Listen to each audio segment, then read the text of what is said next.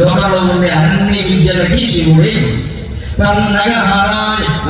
మరుద్రూపిణి, ఏ దేవతలను మనం ఆరాధించాలనుకున్నా శివరూపంలో ఆరాధించవచ్చు. మరుత్ అంటే దేవతలు, అందరు దేవతల స్వరూపాలు ఆయన ఖచ్చితంగా.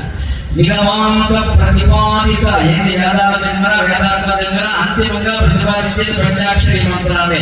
అంటే నమశివాయ నమ్ముకుంటే అన్ని వేదాలు చదివినట్టే. విరసన్ నిర్వాణ రూపాయ, నిర్వాణం అంటే మోక్షం, మోక్షం కూడా భగవత్ స్వరూపమే. అధీర గుణాఢ్యాయ, ఇది ధీరుడకే సాక్ష్యం. ధీరుడు శివుడే.